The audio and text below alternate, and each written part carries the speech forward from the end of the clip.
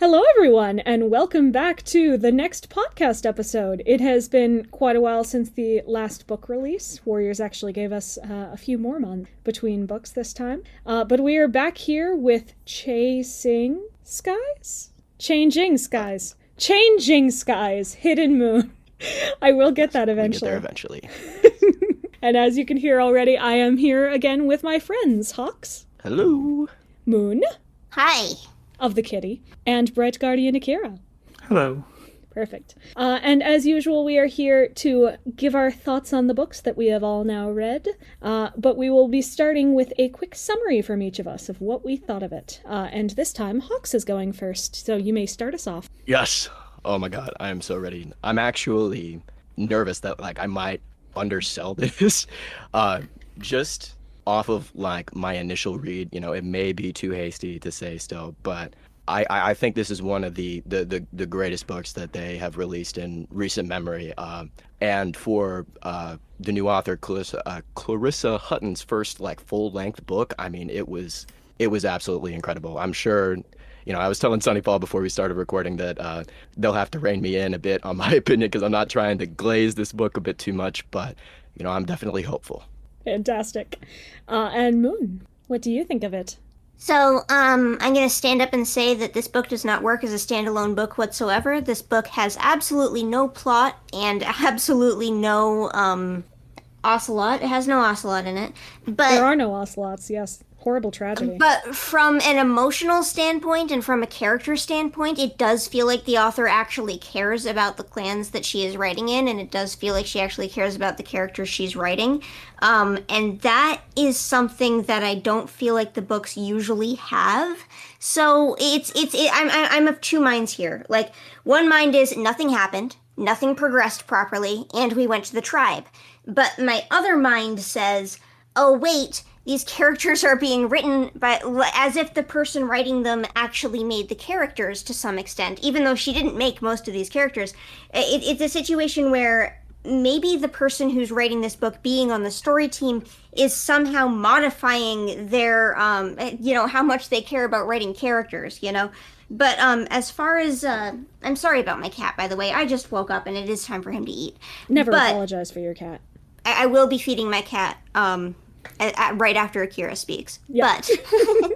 But that's basically it, is that this book has no plot, this book has no direction, this book does not work as a standalone book, and it has nothing happens in this book. But I really like the way that she wrote the characters, so that's how I feel. Absolutely. For my summary, I'm in much the same boat. The complete lack of anything progressing in any of their lives put me off a little bit. I think the character writing is definitely very strong. There are a couple of characters that annoy me personally, and it's not because I think they're being written badly, but they a third of this book was difficult for me specifically to read, and we'll get into that later because I don't think it's necessarily a fault with the book. But overall, I think it is well written, except for the fact that it contains nothing happens and you could skip it easily. Anyway, Akira? Okay. I think it's good. I think stuff does happen in this book. And I think it's a good character studies, good theming. What else? And I think I'll get more into it in the individual topics. Yeah, no problem at all. And first, we're going to jump into the character that I have some issues with. So how does everyone feel about Starling Paw, our brand new protagonist? Our POV character, the little SkyClan boy. I liked him a lot more than Leaf Star. I could say that much at the very least. I did not like him more than Leaf Star. I like his big jowls. I like how he has big boy jowls. You like his features? In his chapter art, I think that's really, really funny. Yeah, I just think I would describe it as the psychological torment of a background cat, as well as a background cat role-playing as the main character. And that's That's a great way to describe it, actually. And I think that's the point. That's what they're trying to get across is it's about being humble and not overstating your importance, and also trusting people. Yeah. That's kind of his character arc. To me, it almost felt like it was a parody of itself on the typical Warriors protagonist because it had a lot of the hallmarks where, you know, he was kind of ruminating, you know, far more than he was actually acting. And particularly, I know this is coming up in our topic points, but his obsession over Fidget Flake, I think, is like the perfect characterization of that. Like it encompasses his character. And when they go to the tribe and he realizes that, you know, he's acting, you know, obscenely paranoid and that, you know, he should be focusing more on himself, whether or not, you know, Tawny Pelt, you know, him overhearing the prophecy was intentional or not. I feel, you know, that those strengths make him already far greater than Leaf Star. I don't know why it's a contest between him and Leaf Star when it should be a contest between him and Nightheart, who I think he's beating out of the water. Oh, definitely. He's absolutely beating Nightheart. I won't fight you on that one. But... Sorry, go ahead.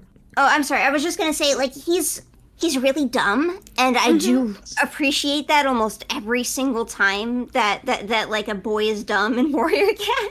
I think that the Hawkwing genes are overwhelming everything that he thinks, but they I also absolutely are, yeah. like I also don't think that his chapters are particularly interesting outside of the times where he's being especially dumb. And that is a part of my issue, because yes, he is dumb. He's absolutely dumb, but he's dumb in the way that he's simultaneously incredibly insecure and very, very guilty for being the only reason that Leaf Star is being demoted and that his dad was killed. Also really arrogant that he's the most specialist boy in the world and that the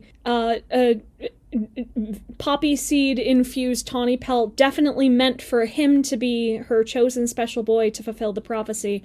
And is using this special boyness to take it out on people around him, assume that he is definitely the best judge of their character, and that he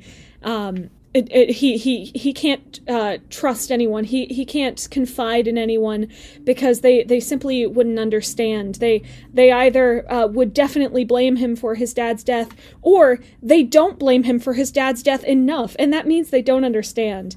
All of this is very intentional characterization, and he's supposed to be a comedic character.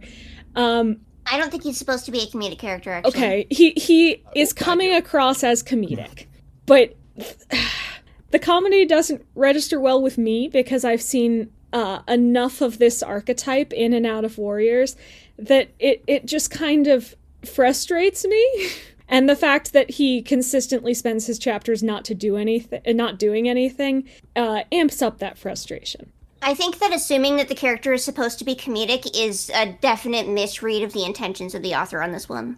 How would you describe it? I would like to challenge that. No, because a lot of what is making this funny is our assumptions and our feelings on the character Fidget Flake, who is someone that they have only used in serious contexts. But us as a fandom see Fidget Flake and we think that's a really funny person to think is evil. Do you know what I mean? Well, yeah. No, well, okay, Akira. I don't agree with. I think that it is funny. I think it's just because the whole point is that he's having delusions. He's like, you know, and that's like in itself, to sell that you have to make it ridiculous. And I think the intention is for the Fidget Flake thing to be ridiculous fully. I mean, like, at one time in chapter 5... I just didn't see it written in a humorous way specifically. Like, the prose isn't presented as if there's any sort of, like, humor to it, you know? It's only the situation itself that's funny.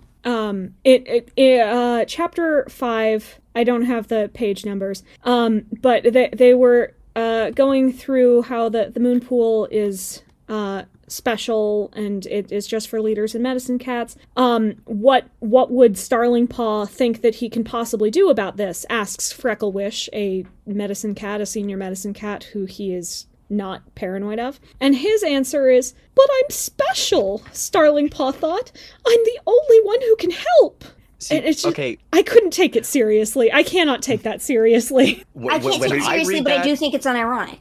Yeah, no, when I read that, I see intentional ignorance. I mean, this is a young character, and, you know, the catalyzing event that, you know, led him to being a protagonist was, you know, the tragic, you know, death of his father.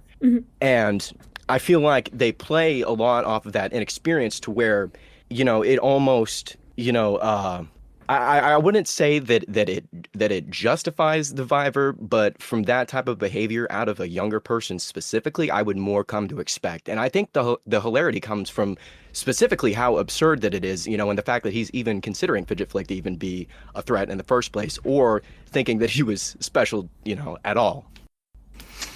I think like going in, the authors kind of knew that that Morning Kit being the evil like Two-Faced cat was kind of like obvious. So instead of like trying to mislead the readers, they just say, okay, I'll just have a confused protagonist instead. And that makes a lot of sense from a writing perspective, but only if your goal is delaying your story for 6 books. Because if you've already let all of the readers know the answer is probably Moonpaw, the answer is probably Moonpaw, the answer is almost certainly Moonpaw, that's the person they're referring to, and spend the entire book only with protagonists who either avoid or deny that possibility, it feels like you're dragging your story on. It feels like you're disengaging from what your reader is interested in seeing or what mind track they're currently on. I think that's the elephant in the room with like both the Starling Paw thing and the Fidget Flake thing. I don't think that it is there with the intention of making us think that it's funny. I think it's there with the intention of wasting our time. Which really just makes I don't. I know things can be two things. I know things can be two things, but like I don't think that it was as purposefully humorous as it's being presented. Yeah, I don't necessarily disagree with that either. And a lot of Starling Paw's chapters, especially towards the end, especially like with the tribe and everything, got a lot samey. And, typically in Warriors books, there are, your chapters where there are, specifically just to pad out page space, like the hunt or, describing a scene or, etc. All these classic strategies chase, that we've come chased to. by dog Yes. or chased by badger. Yes. Let's run. Yes. Yeah. Yes.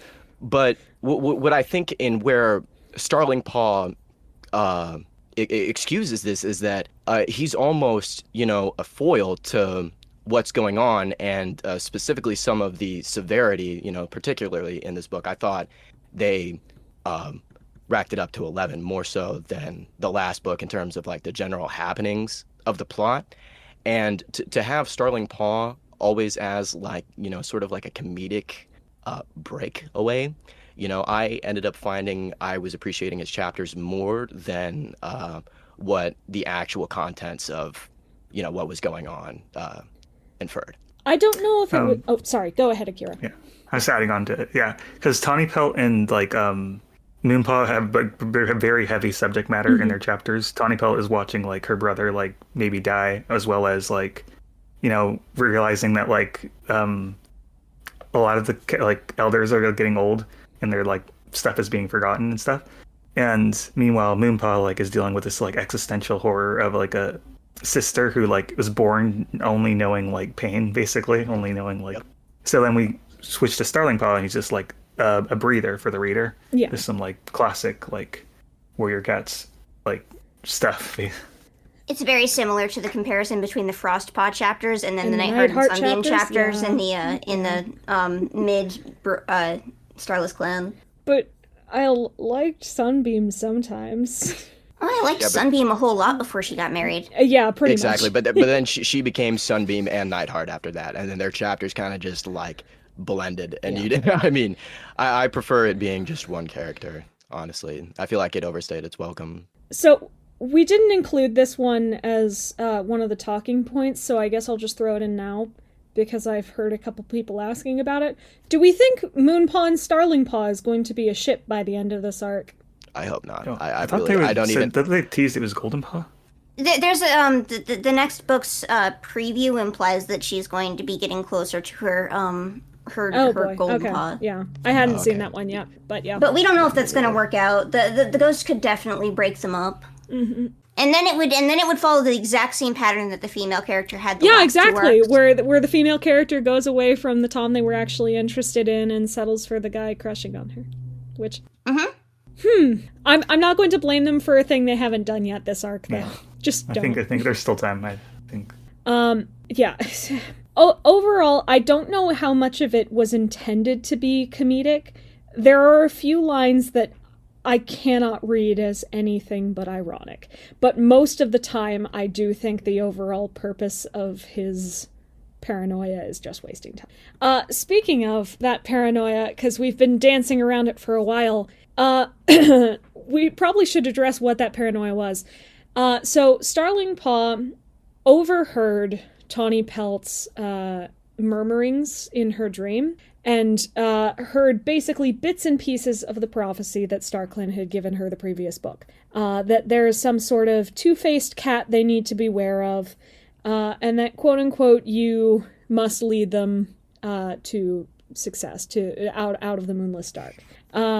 The cat that Starling Paw decides is definitely probably the two-faced cat who is sabotaging them all beneath their noses is SkyClan medicine cat Fidget Flake. Another win for Fidget Flake. Let's go. Dude, every time I was just imagining him on the cover of that book, man, and that stupid frumpy face of his every single time. I mean, his bowl cut. Yeah. I do feel like called out in some of like his reasoning, because it feels like I'm watching an Akira video where I'm like like a theory. Trying like a theory like, oh, Spirosite, it has to be evil, guys. Check this. Well, you see, Fidget Flake accidentally gave Leafstar and Tawny Pelt some different or larger medications.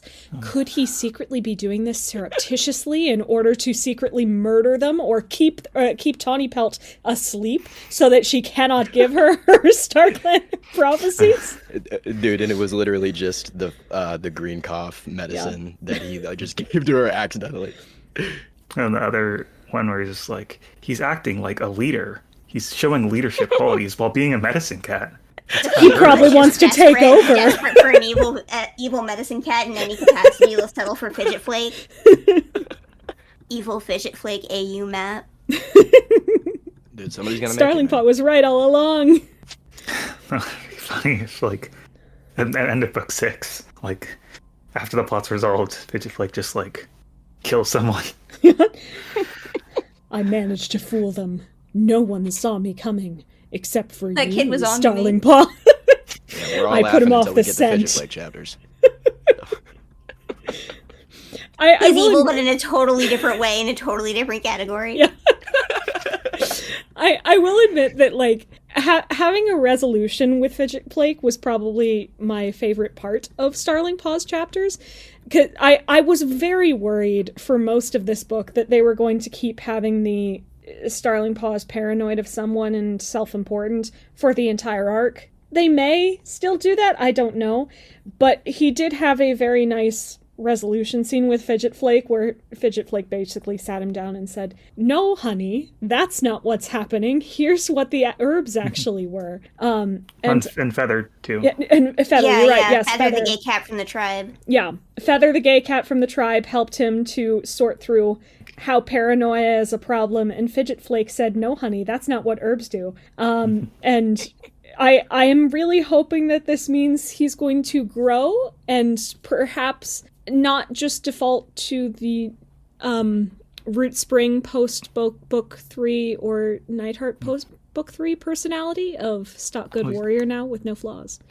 We spent 2 chapters like reflecting on how he's grown, so yeah. I think he's grown. I'm the preview for the next book seems to be pretty sure that he still thinks that he's part of this prophecy, though. Oh. Yeah. Well, darn. When you flip between authors so much, I don't necessarily expect the characterization to stick between books. Yeah, I hope they don't like completely undo this book. That would be ideal. Oh yeah, but I think like Feather like saying like maybe you're the Two-Faced Cat if you think you that way, then like, I think that was like such a good like resolution. Mm-hmm. It's like finally they call him out for it. Yeah. Yeah, the next book's blurb says, amidst all this, Starling Paw grows bolder in his belief that he alone must save the clans. But can an apprentice really hold the key to their salvation? No. So this book really was just chasing Starling Paw's tail. Yeah. Oh, yeah. I don't know how I'm going to deal with Starling Paw in the next book. He does, yeah. I guess we'll see if they undo his character development. Maybe something else happens that like sets him back on his ways. He like has to relapse. Fidget Flake gets caught poisoning someone. Oh no, I was right all along. So the third thing to go over with Starling Paws chapters is for the first time in the timeline since Greystripe's Vow, we made a journey back to the tribe. First main Hooray. series tribe story since Sign of the Moon, which is odd to say. I think this is one of the best justifications they could have had for visiting the tribe, that's a close by place where we can actually solve our problem by connecting to our ancestors. I don't necessarily know if we had to be there, since the actual talk with Feathertail and Stoneteller was going to be off screen, but Well, Stormfur had to know Greystripe died, right? I mean, Yeah. that But someone could have told him that off screen. That was the chapter. The chapter is from Stormfur's perspective. I saw their faces fall as I brought up my father. What had Yeah. happened to him? I don't think it's as bad as all the Doom posting before the book launches made it out to be. I think mostly because there's only one POV. Yeah. Where I it's, didn't it's not actually know that overstayed. we were going to the tribe. Because I've been cut off from social media and not looking at any of the spoiler stuff. The tribe was a complete surprise to me, so I didn't even get time to dread it. That was like the only spoiler I had. I had no spoilers going in, and I will say the tribe was treated more respectfully than it often is. It's kind of superfluous, but it's not disrespectful. Yeah, I was glad that it was only done in a few chapters, and honestly, I respected the hell out of them for cutting so much of the traveling out and then just having them appear at the base of the mountain. Yeah. Like, literally the first chapter, they bleeping show up. You could just say the first chapter they show up. They know what I did. They already know. Foxtongue. Foxtongue isn't a verb, though. We'd need something like, Foxing. Dude, I don't think the censors are going to like that one. I don't think... Hey, Google, which warrior cat swears can I use in my YouTube video? Shut up. Don't make Google respond to you. I don't have anything that can respond to Hey Google. I was just gonna type it.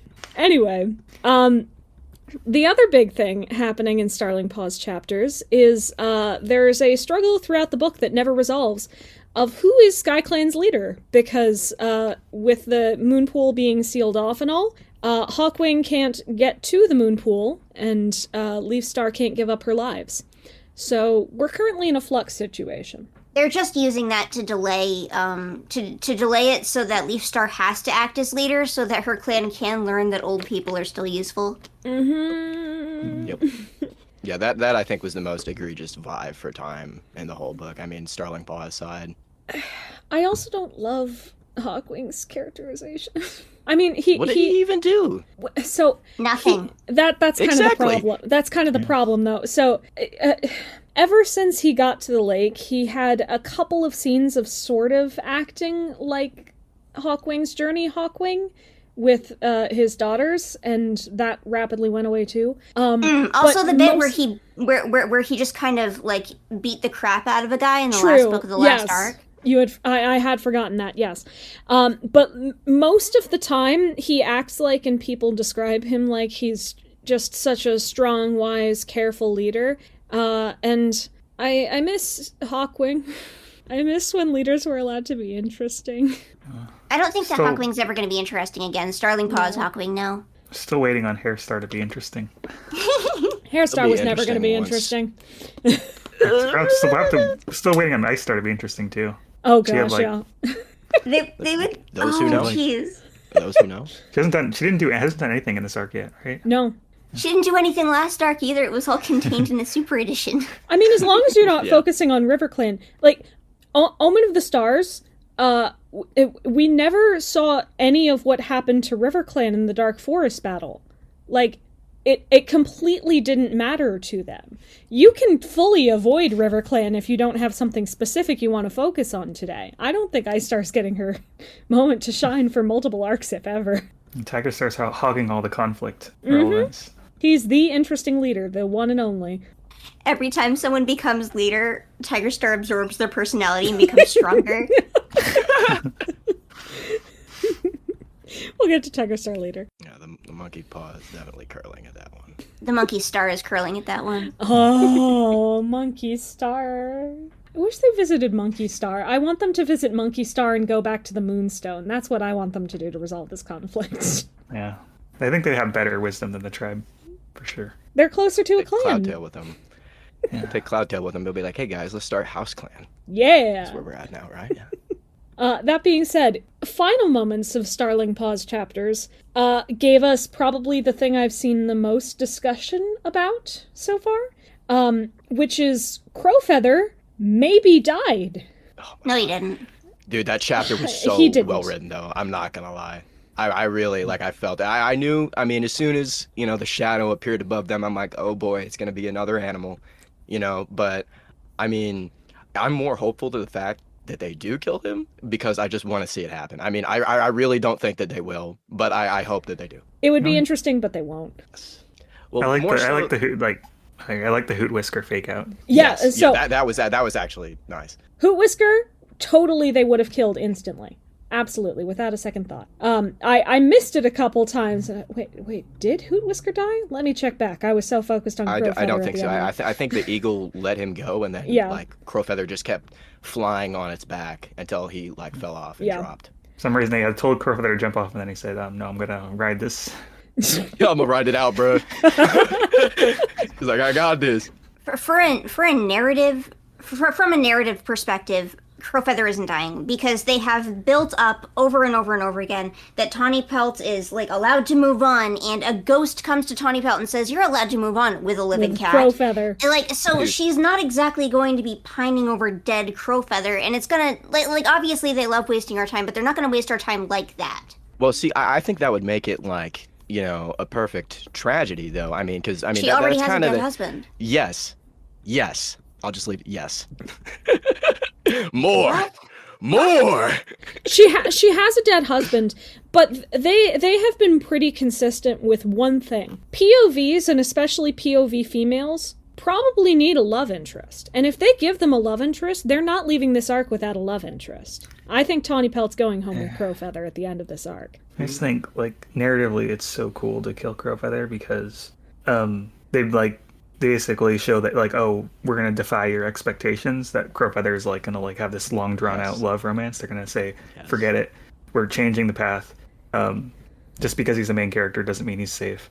It would be very interesting, but I think this is a textbook Shadow Sight case where they think it's going to be a really cool cliffhanger that'll get the fans guessing for 4 months, and he's not going to be dead. He might be comatose, he might be a ghost that Starling Paw can see, I don't know yet. He might wake up and be fine, he might have permanent injuries a la Bramble Star, but I don't think he's dying. Dude, she's right, though, because there was that scene, after he spoke to Stoneteller where... Starling Paw kept eyeing him because it looked like he had something to say. So that probably is going to end up being the case where he reveals something. Maybe that whenever they went to the tribe of endless hunting, that Feathertail maybe told him something that he didn't exactly disclose. That's the only reason that I see. Implied that it was that they told him his death. If Brambleclaw recovers from his sepsis next book, they need somebody else to get tortured by Moonpaw's ghost. Mm-hmm, mm-hmm. And it's probably going to be Crowfeather. That would be a great guy to slot in. Oh my god. Just imagine this little torturing Crowfeather of all people. I'm sorry, I swear again. Say a different choice word and I'll edit it back in. Just imagine this little fox dung torturing the fox dung out of Crowfeather. That'll work. If they don't kill Crowfeather, the one thing I thought I kind of wanted to see, I thought would have been cool, is if Crowfeather just completely lied about getting a message from Feathertail because he wanted to keep the morale up. That would be interesting. The other thought I had was that he just received some variation of Tawny Pelt's prophecy because he too is old guy. And that maybe Starling Paw being able to see Crowfeather's ghost in the next book is going to be what propels him into thinking that, yeah, I am still special. Oh yeah, Before we he forgot got- we forgot to talk about the fact that he has root spring powers. Oh, he has root spring powers. yes, yes. Sister Oh my Tom God, that powers chapter. apparently have the strongest genes in the world. It does not matter how And they many skip generations all you the go. women. Well, no, women don't get powers. That would be silly. Women sing. That's their job. Girls are so good at yelling. Ugh. Anyway. Oh man, I totally forgot what I was talking about. Oh no. I don't know, but that chapter at Four Trees, whenever, dude. Okay, this is kind of leading right up into our next segment tangentially, but dude, the scene where Moonpaw is like mimicking the Shadow Clan cat or whatever, she's like performing the exact same actions as her. Do you guys think that is more of an inkling towards that she does have the power of like full like possession, or if it's just like, I don't know, because Moonpaw fell asleep, right? So I don't know if like her like kind of being dazed like activated the power and like allowed Starling Paw to see her, because I know they always kind of traipse around the fact that Root Spring and Tree can see ghosts, so in a lot of these scenarios they outright just do not include them. And that's why whenever he did go up to ask Tree if he saw Morning Kit, Tree just like basically just like dismissed him, you know, as I don't think Tree he saw was able- Bramblestar either. Nope. No, he didn't. Only So root They've it's spring. kind of, I think it's established- inconsistent. They've established that certain ghosts can appear to certain Toms and just completely randomly, so it doesn't matter at all. But as we're getting into that, we probably should move into our next bullet point. We're going to, as much as possible, carefully avoid a small orange elephant in the room, and talk about Moonpaw's characterization and story. Hold on. One thing. I remembered. I was actually pretty sure that whatever the heck was said to Crowfeather was of a romantic nature and more akin to what Rowanclaw said to Tawny Pelt because of the way he was acting, and I kind of just assumed that the only reason that he would be so stuffy about whatever he heard was because it was personal. That would make sense. But it could be plot driven. It doesn't matter. Sorry It about could be that. Back to anything at this Moonpaw. point. No, that's fine. Back to Moonpaw. So, what do you think of her? Dude, I mean, she carries. What can I say? I mean, there is no arc without Moonpaw. I mean, literally. She definitely wants to be a medicine cat. I think she's becoming a medicine cat. Like, I mean, I don't mind. I don't care if there's a medicine cat every single arc, but like, I think that what she wants and what she feels is heavily distorted under like a guise of what this other kid has put in her head. I think it's notable that when she said that she really enjoyed fight training, she said she enjoyed it because it kept her focused on something, which kept the voice out of her head. But that wasn't the only thing that kept her focused or kept the voice out of her head. Focusing on sorting through herbs and talking with Jayfeather did much the same thing. She also like really likes is inspired by Jayfeather. Yeah. Yeah, Jayfeather's your dad. Jayfeather is dad. And being in the hello Bagheera, being in the medicine den and having them watch over her to give her some guidance at night is also the only thing that kept her feeling safe and better for a while. I think she's definitely heading down Medcat path. As a person, though. Also, I like the detail that Tawny Pelt doesn't want to accuse her because of her past with Shadow Clan. Yeah. I do, like, generally I appreciate Moonpaw. I think they characterized her enough in this book that I definitely like her more. I still sometimes get annoyed with the prevalence of the warriors trope that my secret is so terrible that I can't share it with anyone.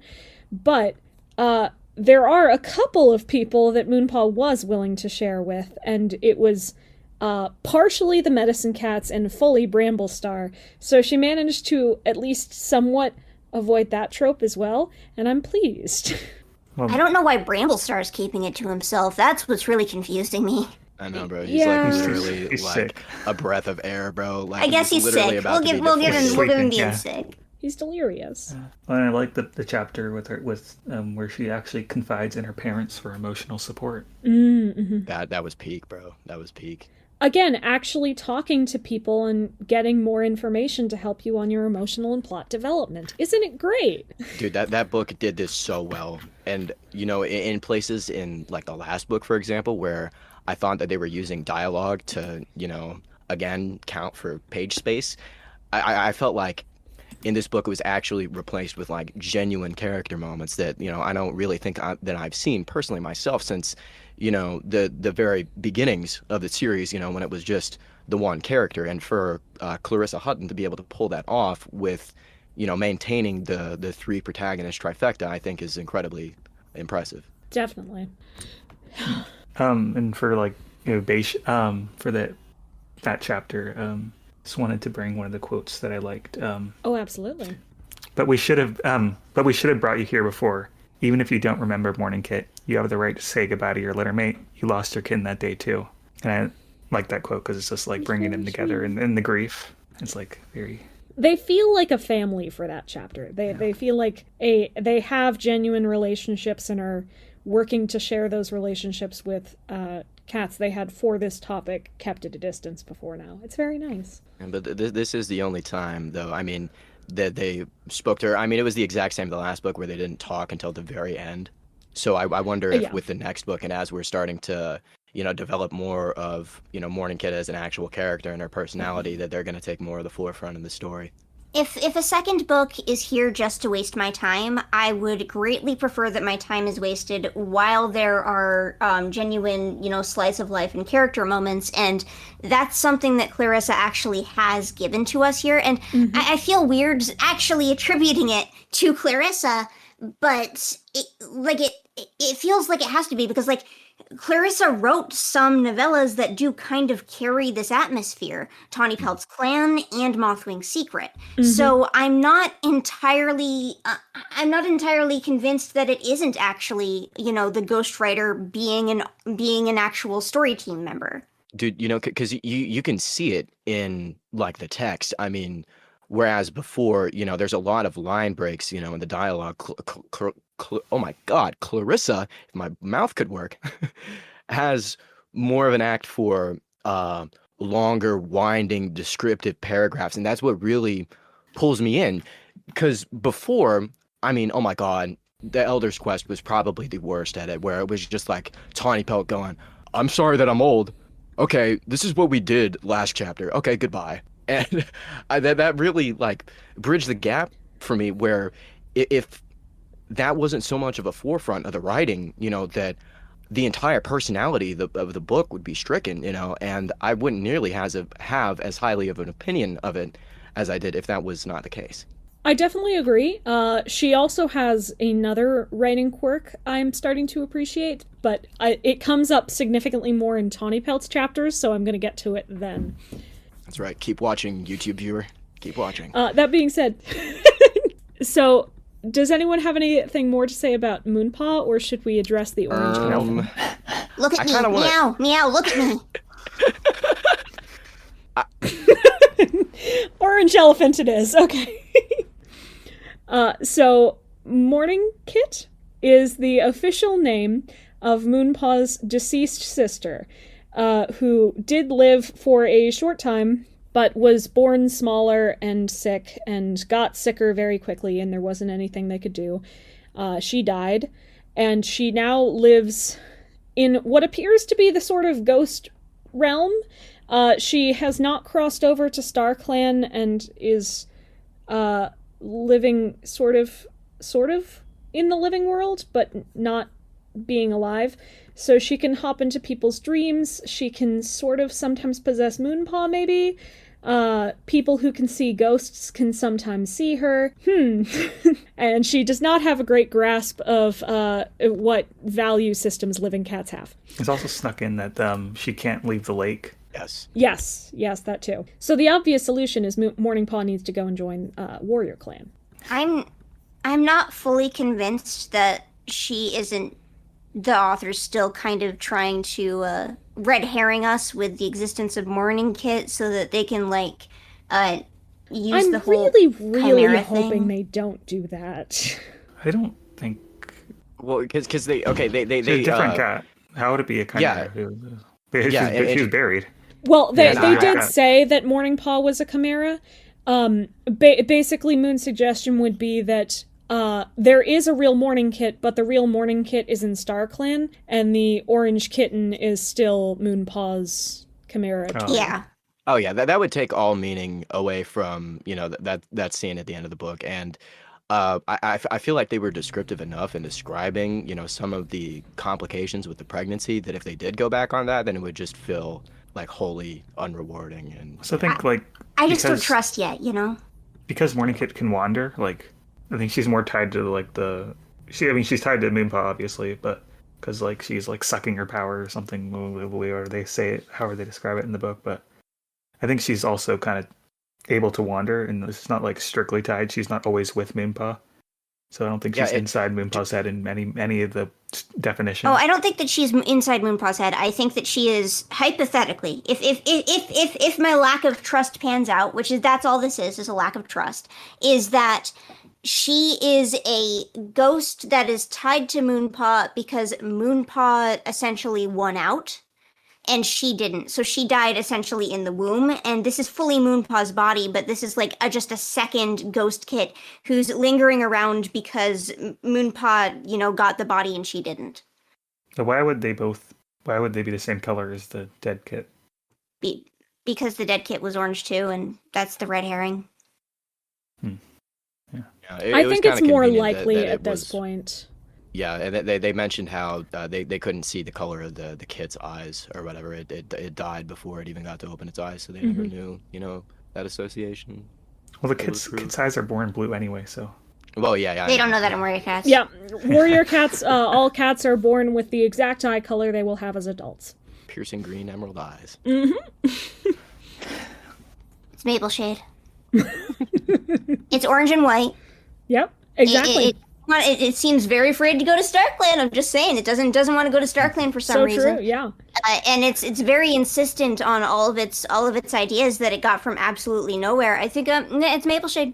I think what they're, in all seriousness, what they're probably doing is they noticed after the Broken Code that they had basically left some lore open, where cats who are in the ghost world, where they haven't quite gone to StarClan and they're still sort of in the living world, their bodies can apparently be possessed by ghosts, and their ghosts can be thrown around to different realms or summoned by cats. They have a lot of ghost-specific powers and limitations now. So if there is a ghost kit, Morning Kit, and she has tied herself to Moonpaw, then she can possess Moonpaw's body in the Ashfur Bramblestar way. She can be seen by Starling Paw. She can pull Bramblestar into the Dark Forest, and she can sometimes walk away from Moonpaw and just wander about the lake and annoy people. I was actually enthralled by her evolution of power throughout the book, because it's almost harrowing seeing it play out in real time, because Moonpaw struggles so much to even get a semblance of her life, you know, without, you know, the weight of the voice always constantly being a presence, you know, addling her. And I think the way that they laid it out, I don't see a world where she can't possess, you know, or take control of Moonpaw whenever she sleeps, because I don't think they would have included the scene with her, like, literally, like I brought up before, the scene with the Shadow Clan cat at the gathering. And a lot of the inklings in the writing point to assume that, you know, like how she mentions that whenever you're asleep, you know, I'm always there. You don't have enough power over me, you know.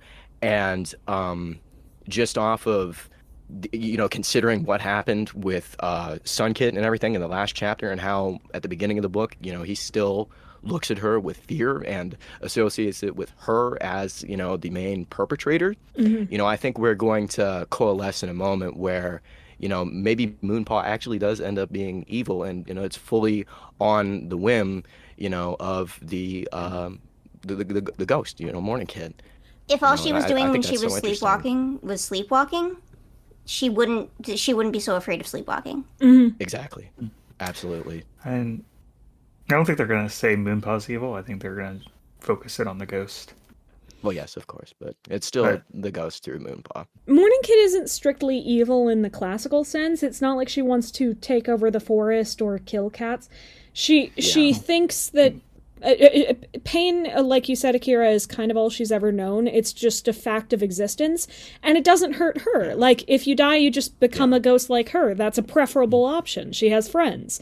So She annoys people and hurts people because she fundamentally doesn't understand why you wouldn't. Yeah. Yeah. There's two times in this book she basically tells Moonpaw, you should die so you can hang out and play with me. Exactly. Yes. All of your friends here are so boring. Your job here is so boring. Eating is so boring. Just die and be with me. Yeah. Dude, and then Brambleclaw being like a jacked dream warrior. Like, what the hell was that? I think it's because, like, Bro. Brambleclaw is like a full-grown cat, so like, and when he's like drifting away from his body, so he has the full power Take of this, a Brambleclaw. child. He has the full power of a ghost Bramble, of his, like, basically his his potential StarClan self. He has that full power, whereas And Morning Kid is still an apprentice. And he has thankfully already sort of racked up some XP points in ghost murder at this point. Ghost fighting. I mean, even aside all that, he trained in the Dark Forest with with his dad and his brother. They opened up with the Brambleclaw prologue showing him in the Dark Forest, and I really thought they were going to be making more allusions to his Dark Forest trainee past, but no, it was actually the being held in the Dark Forest by Ashfern, definitely nothing else. So before we fully get on to him, you know, I wanna talk about again some of the powers here, and specifically how they appear in the Dark Forest, and how in the last instance of the dream hopping that it appears to be in StarClan. Do you think that the ghost has the power at will to travel between these planes, and that this is what they mean by the paw in each world? Or was that just like a visualization of the dream, you know, as it was happening? You know, they play a lot into the fact that it's more realistic than She has a paw in what's each happening. world because she's half dead. Yes. Yeah. Yes. So in relation to that and her powers, what do you guys think that means? I don't think she can literally go to the actual Dark Forest or StarClan, because if she did, then she would be ascending to death, for lack of a better word. Like, she would be fully making that transition. And Brambleclaw actually makes a point of saying that she's a unique case where she has been able to grow from where she was when she died as a kid, which most StarClan cats cannot do. Because she's been tied to the living world and to Moonpaw. Yeah. I think what's probably happening there is, and this is calling back to second series, but Tiger Star and then in Omen of the Stars, Hawkfrost were able to, and even Yellowfang with Cinderpelt, were able to pull cats into specific scenes in their dreams. So not just talking to them in the realm of StarClan or in the realm of the Dark Forest, but showing them a horse barn, or showing them 4 trees, or showing them the ThunderClan camp, and getting to have their dream space there. I think the Dark Forest in Brambleclaw's dreams is closer to that, where they're conjuring up a Dark Forest-like dream space, rather than going to the Dark Forest. But I don't know, it could be either way. Yeah, so then Morning Kid has to be like obscenely powerful for her to be able to manifest these entire, you know, I mean, planes of existence, you know, even if it is, you know, a false form of reality. I mean, I am so hyped to see where they take this character. I mean, it's a childish, impish sort of evil I haven't seen before. I don't think that she's, like, uniquely powerful. You know? I think she's like, I think that she's just a unique force situation. Yeah, like with the ghost lore they set up in the past couple arcs, mostly the Broken Code, and with the ties she has to a living cat, she's just in a position that is uniquely set up to take advantages of the power loopholes in the current Warriors lore, and she's taking advantage of it without much consideration for the consequences. Yeah. See, where I say that is that, you know, I feel like they want us to believe that she is, like, nominally, like, getting progressively more powerful. And you could see that in a lot of, you know, the actions that she does. And, like, after the gathering, she starts, you know, pulling all the bracken and, like, messing with Moonpaw while she's trying to do her apprentice duties, and the very last scene of the book where she actually inflicts Moonpaw with a wound and almost like manifests into this like evil being. The way that Moonpaw described it was unclear, but like I don't know if she changed shape or whatever, but I'm just like I'm down. I'm so ready for it. I think it's more like because when she's knocking stuff around, I think it's implied that Moonpaw's knocking stuff around. It's more like her manipulating Moonpaw's body. Yeah, because Moonpaw got blood on her claws when she had accidentally attacked Goldenpaw. Oh yeah, I think there was some where she touched a Tawny Pelt's tail, or someone's tail, not Tawny Pelt's, someone's tail, and then that cat blamed Moonpaw for it because I definitely believe you. I just don't remember who it was. I think I remember that happening. Wait, hold on. What did she say? I'm looking at. I have screenshots and everything. At the gathering, she was poking people until somebody responded. Oh wait, no. She pulls on Sunbeam's tail, right? Yes, Sunbeam's. And then Sunbeam's tail, yeah. And she goes over and does the thing with the Shadow Clan cat, and I think that's the only thing. I mean, because I think it's actually different what she does in Moonpaw's chapter than she does in Starling Paws and what he's seeing that she's doing. So I don't, I really like those two chapters and how they kind of paralleled the fact that like because Moonpaw wasn't paying attention, they used it as like a cop out to like not retread what was happening. I thought those two chapters were exceptionally well written. And a lot of time, like what we saw with Goldenpaw, it's not even that Moonpaw is necessarily telling the story wrong, but she's narrating to us what she's intending to do, what she plans to do with her body. And then sometimes, when she doesn't expect it, her body does something else. This is part of why I think that it could still be a red herring that she's Mourning Kit, and instead she's, something that's more uniquely connected to Moonpaw. But I'm hoping they don't go that route, but I'm also hoping they don't. Don't get me wrong. Like, I don't really want them to, but I'm still in the back of my head, like, why did they make it so? Like, why did the website say she was a chimera in such full force? Yeah, because she didn't have to be. It was just the design, right? Yeah, but that's not what a chimera is. I know, but they're fully like cats that are not chimeras can have that half and half face and just be tortoiseshells. It's something that happens to cats. I feel like that was more on Moonpaw's the side of them just using the being word to describe and it. not being knowledgeable what they don't know how blue-eyed chimera cats work. I don't think they know how chimeras work. Because I think they just because it's her design is not a chimera like design aside from having a yellow and green eye. Isn't otherwise nothing about her design screams like chimera cat. Again, it is really just fear on my part. Well, like even without the chimera thing, having a twin in the loosest definition, evil sister who sometimes takes over your body and makes you do things you don't want to do is treading a fine line on how close are we to being insulting to some people. I think they lose a lot of narrative strength from having that existential element of how do you live your life if you never experienced anything and you're somehow the whole Mourning Kit, inside the mind of Mourning Kit. Mm-hmm. How do you what do you do if you don't? I don't know. It's just an interesting character study. That childhood innocence combined with this great neglect and hurt, especially how she reacts to saying that just go to StarClan, you'll have friends there, I'll be so happy. But then she just sees my only only person I've ever talked to is telling me to go get lost. Yeah. Mourning Kit by herself and Mourning Kit in her relationship with Moonpaw or her family, super interesting as it is. And I do hope they stick with it as it is. Wait, and I love that Mourning Kit actually likes Moonpaw. Mm-hmm. When it comes down to it. Where is it? Where's the one where it's they're the something where's at the gathering? It's we're the normal ones. Yeah. She's not trying to ruin Moonpaw's life because she thinks it's fun to ruin lives.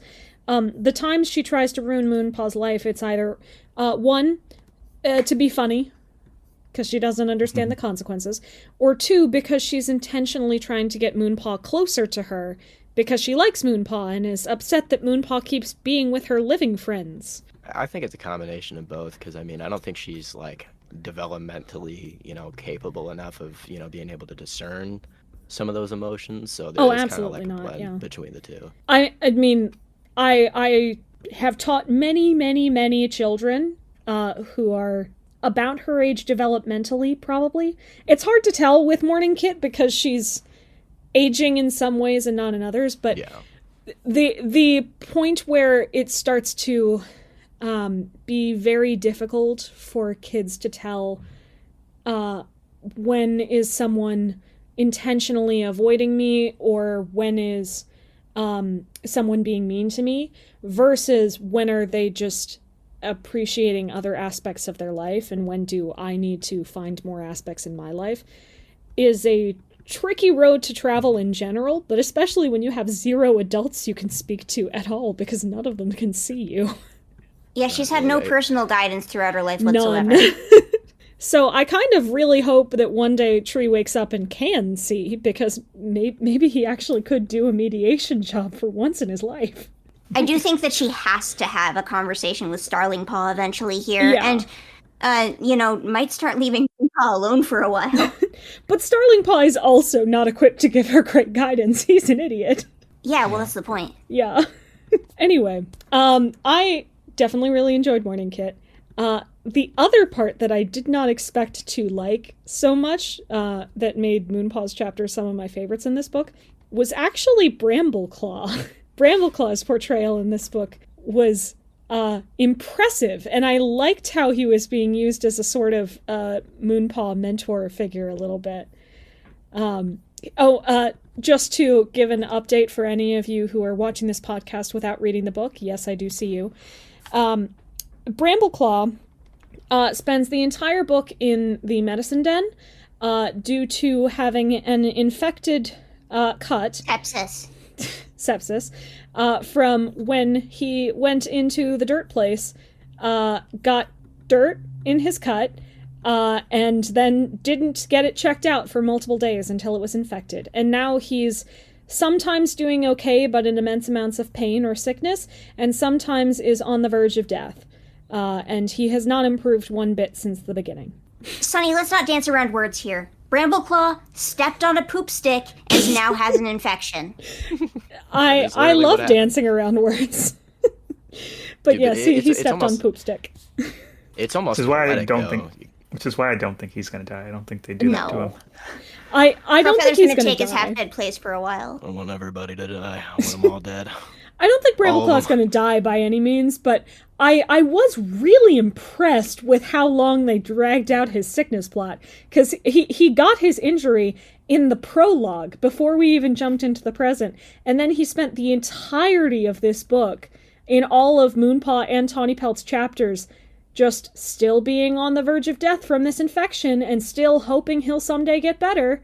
And I really thought he was either going to get better at some point or get worse and almost die, and then we were going to have a climax.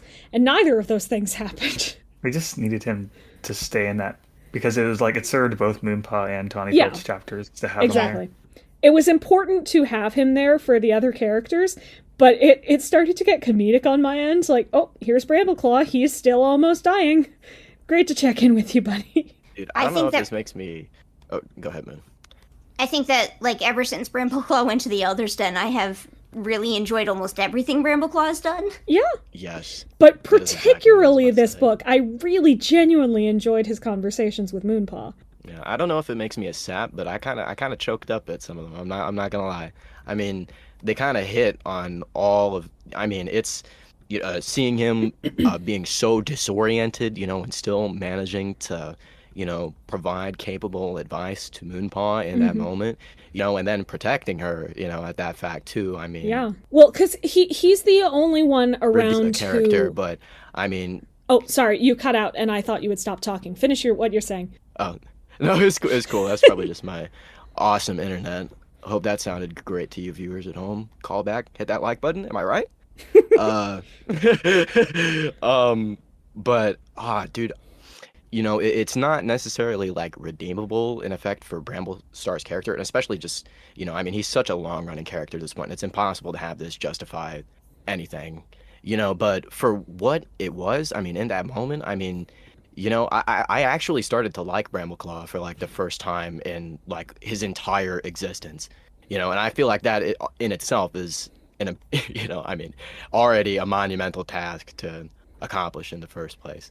Well, because he's so well set up to be this mentor figure. He's genuinely the only one in the clan who's been through the exact thing that Moonpaw is currently going through, where he did get sick and then lose his life, and Ashfur inhabited his body, and he was forced to watch himself do things he didn't mean. So having that bit of connection gives Moonpaw a reason to basically know that he won't judge her for that, and it leaves him as the only character that she can fully share everything with and get advice and protection from, and it's a delight. Absolutely. I love their scenes. I love how they're written. It does feel like Tiger Star absorbed his former personality. Yeah. Dude, that was like the perfect analogy, Moon. I swear to God. It was literally his entire character. Brambleclaw does not act anything like Bramblestar, and he also doesn't act anything like Brambleclaw, but that's probably Brambleclaw my favorite TMP thing about edition. him. Yeah. If there is any version of himself that he is anything like, it's probably the Bramblestar's Storm version of himself, which is also already the only version of himself that anyone else already likes. So it's it's very interesting to see this new Brambleclaw, who I like a whole lot more than I ever liked the old ones. I mean, Brambleclaw has been a bit of an inconsistent character from the moment he got his warrior name. So it's not a massive surprise that his elder version is also radically different, but I like his elder version better than any of his previous incarnations that weren't apprentices. So, and arguably he's on par with that one. So yeah, I'm happy, no complaints. Let's leave this Brambleclaw forever, please. I can't believe that Bramblepod, became a warrior and then immediately became an elder. That's so amazing. Yeah. He must have been a great warrior in the meantime, given lots of service to his clan. Speaking of characterization, Jayfeather. Oh yes. Well, on the other Moonpaw mentor front, Jayfeather, also great. I put this one on here especially because not all, but a lot of the new the new team Jayfeather takes have been leaning on the cruel side, more than the blunt but compassionate side, which was what I think most of us appreciated about him in his POV arcs.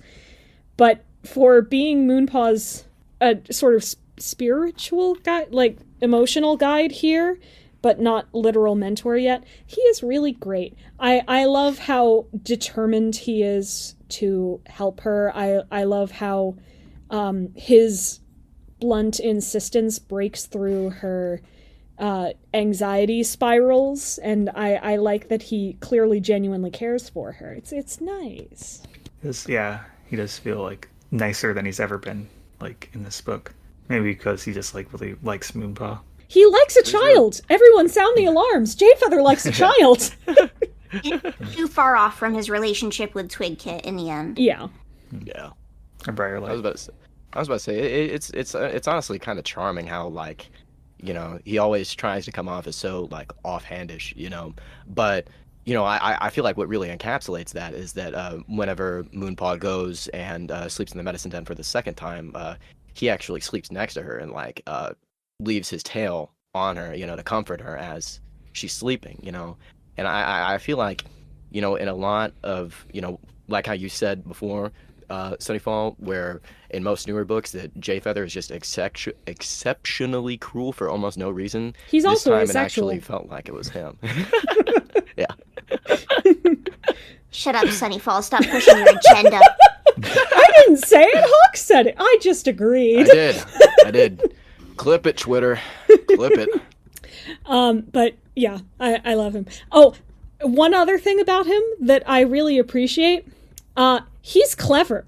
Like, he's got his smart little pea brain back. He figured out pretty early that, something's going on with Moonpaw, and she's seeing something. There's something going on when she moonwalks. Or, oh my goodness. Moonwalk, that's she so moonwalks. True. She gets the waist on and everything and just starts gliding backwards. He can sense the ghost somehow. Yeah, like, he is figuring it out. He doesn't have all of the information in the way that Moonpaw or Brambleclaw does, or even Starlingpaw to an extent. But he figures out enough and acts on the knowledge he knows. And I appreciate when they allow characters to have brains and make choices with intelligence. Alderheart was just kind of there. Alderheart's just there, but I think Alderheart has been just there since his second or third book as a POV. So liked how he was so powerful enough he could just raw sense Morning Kit's presence just off of the sheer aura. He was literally just sitting there like, I got that domain expansion activated, dog. Like he's like, I'm taking in every facet of every detail. I miss that Jay Feather. Yeah. My boy.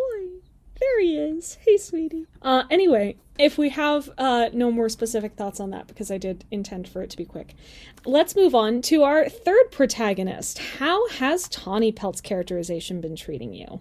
She's funny. Better. Very funny. Very funny. Humorous, even. I like that she left Shadow Clan. Yeah. Dude, she outright was like, I do not give a fox, dog. I'm walking out this right now. I don't care how many 2 days you tell me. I'm my own woman, and I'm going to make my own choices. And I respected the hell out of that. Yeah.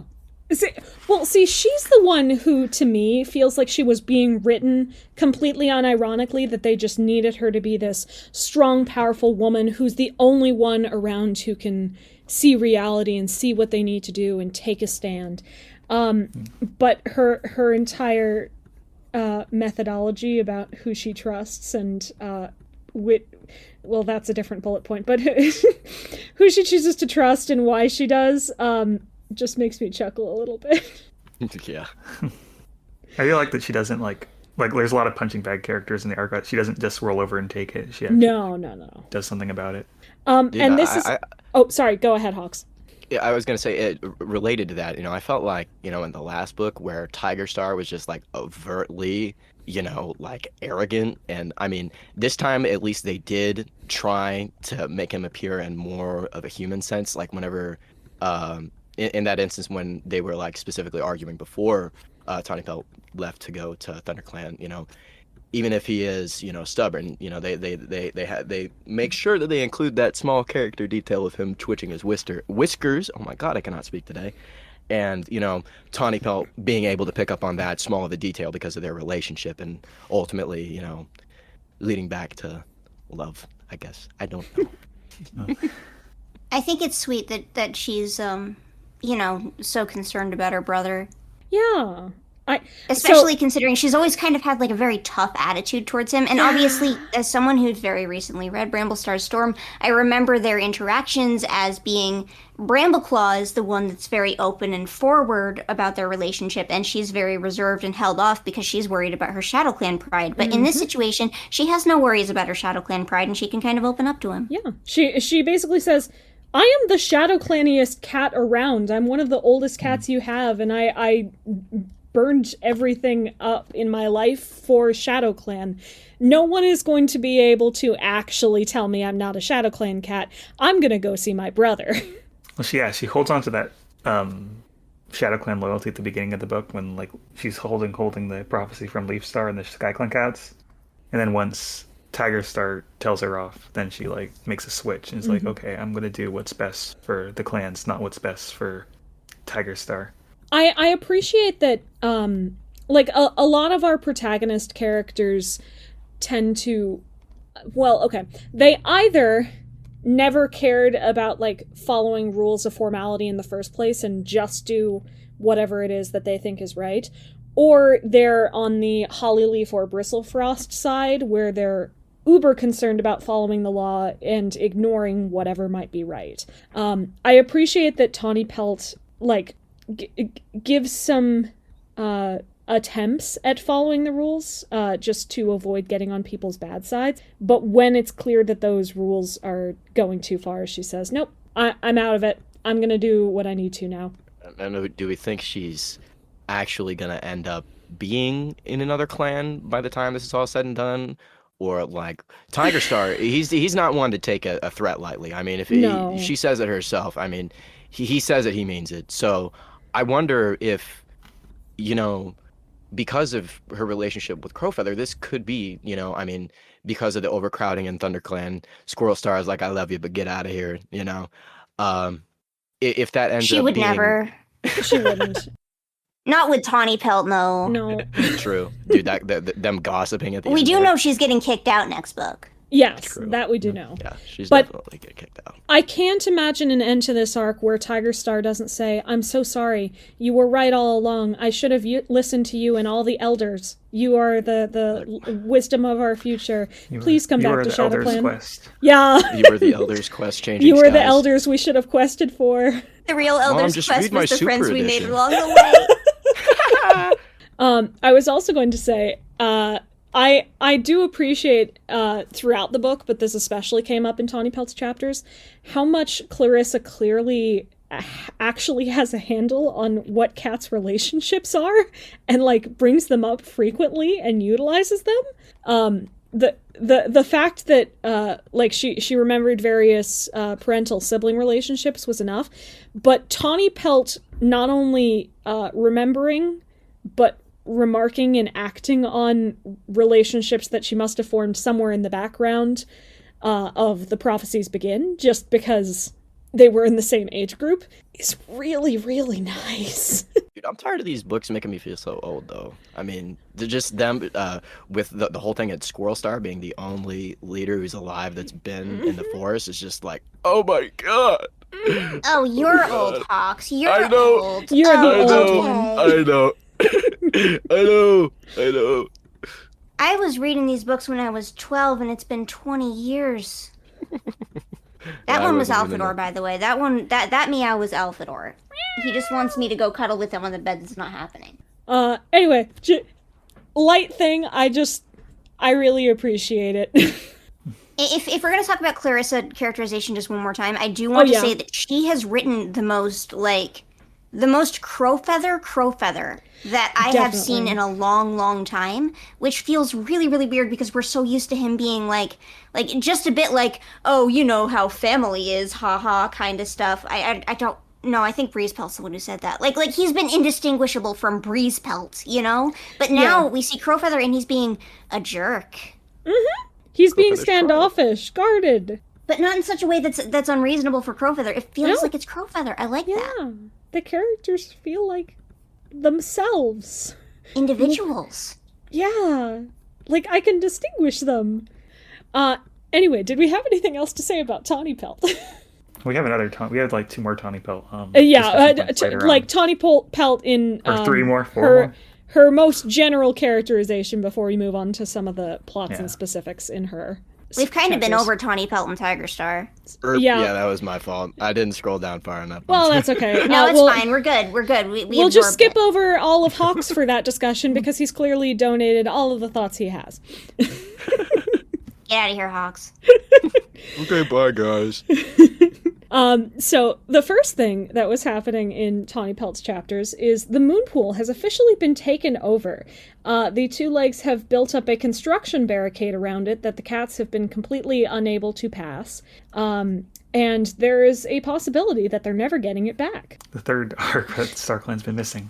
Yeah. Hooray. They need a better way to deal with getting rid of StarClan so that they can have a plot, you know? Like, they just have to have StarClan say, no, we just don't have the power to always do that. And then Yeah. that's fine. That's it. If you have an all-powerful, all-knowing, and good force that is available, your plots are done. Or you're just ignoring them. Remember which how they will got make rid you of look them silly. in Omen of the Stars, where they just made StarClan start having a fight with each other, and StarClan was so busy having a little fight with each other that they weren't even, like, helping out the clans? That was funny. Moon, not only do I remember, I had to read it recently, and I needed to take a break so I could yell in a pillow. Yeah, no, they've been doing this the entire series, though, is what I'm saying. Yeah, well, they've had to. Once you made StarClan a fully corporeal force who does, in fact, know what's happening, and can and will give advice and decisions on any clan matters, you need to get them out of the way for any plots to work. So really, maybe the best way to do this is that the arc ends with them not getting StarClan back and starting a new life as StarClanless clan cats. No, That is be awesome. never fun. Dream. It's never ever happening, but wouldn't it be nice though? No. late clan Oh, yeah. cats. Yeah, literally. Mothwing at the Gathering. I don't care. Bye. It's basically what they proposed in this. The Cloudtail elders, Cloudtail and essentially. friends proposed. They said, "Hey, let's just be Lake Clan." And then Brightheart said, no, I don't love that idea. I actually still like StarClan. Me and my husband are separated by denominational differences. Dude, but Cloudtail actually admitting that like StarClan is real, like, Yeah. oh my god. Well, he literally fought like the dark. He He faced down Darkstripe and said, "I believe what I can see, and I see that you're a mouse brain," and then slashed him. Like, how many ghosts we got to go through, guys, for me to not be an atheist? So basically, do we think the moon pool is coming back, or do we think that they're moving? No, I think. I think it's kind of set up for them to move, and like I really don't care because they I think it's time. It almost feels aggrandizing that it's even like a facet of the plot in the first place, and I get it. Yeah, they're like building like Walmart or whatever, however much outside of SkyClan Walmart on the moon territory. pool. Yeah, Walmart on the moon pool. Just a very, very small Walmart. Maybe a CVS. Indoor fountain. The way Come I get see your it, spiritual readings here. maybe the moon pool's just been massive this entire time. We've been ignoring that. Like, as a collective fandom, we've been ignoring that the moon pool's like 40 feet. Even that would not be big enough for Yeah, a I know, Walmart. I know. It's just the fountain for the Walmart. Maybe a Walgreens, maybe a CVS, but not a Walmart. Walmart's a big old department store. You're not building that on the moon pool. Anyway. If it was a Walgreens, they'd have to put the CVS in SkyClan. The way Yes, I see it, of there's course. one of two things happening right now, right? The first thing that's happening is that they're going to fully move territory so that they can make a third Roblox game. Okay? Exactly. The other thing that they're potentially doing is just finding a new moon pool type thing. So instead of moving the entire territory, they need somebody to go find the elder tree from Ivy Pool's heart, so that they, but somewhere on our territory, so that we can all travel to the nice special tree now that we don't have a moon pool. I do also SkyClan appreciate just the... has to Oh, sorry, go ahead, Akira. So that would imply SkyClan. They just decide SkyClan to put up with poison prey every now and then. Yeah. I do also appreciate the very subtle clues that we should go and look at Ivy Pool's heart, the story of the Wildcats and their cool Elder's Tree. Available now. Go buy it at your local bookstore.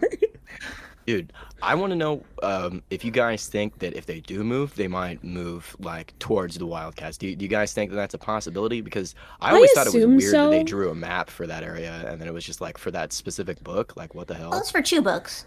Oh, it was. Yeah, Well, yeah. 2 books, because They literally just reused the Ivy Pool one. Stormclan's yes. Folly, yeah. It would be my assumption that if they're moving territories, they're going to be moving, not actually in the Wildcats, but in that direction. Close enough that they can visit. Yeah, exactly. Yeah. So that they can become the new tribe. I think they're running out of moon things to put that prefix on. Moon now. tree. The moon tree. It's gonna be the moon tree. I think it could be something a little nicer on the tongue, like moon oak, or the moon birch, or what are other one-syllable trees? The moon fir. That'll sound really weird. Moon fir. Moon fir is like. Oh, and then to be named like the thing that she found, just But like with me. a U We're instead gonna of have an moon I. fir. Yeah, your name is literally just the thing of the thing that we just found. But so enjoy in that. our non-written language, we will point out that it's an IR instead of a UR. No, see, to name her in honor of the moon tree, we're going to call her Moon Branch.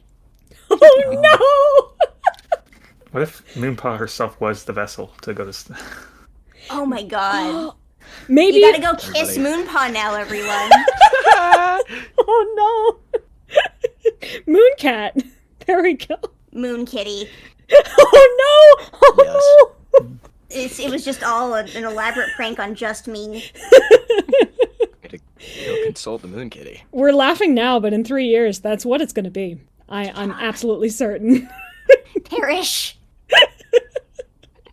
So, Moonpool aside, a lot of Tony Pelt's time is spent on this word she got from StarClan, but it's becoming an ideology more than anything else, which is that the eldest trees in the forest see what fresh seedlings cannot. AKA, trust the old wise people because the youngins don't know what they're talking about. That's right. I'm very dumb. Very, very dumb. Just to be clear, no one in this call is old. I'm kind of old. No, you're not. I need to retire. Can I retire? I don't think you're at a qualifying retirement age yet, no. Hello, police, can I retire? Not in this economy. It's funny that they say the eldest trees are so wise, and then like Cloudtail's just like, hey guys, how about we just throw out StarClan and live at the lake?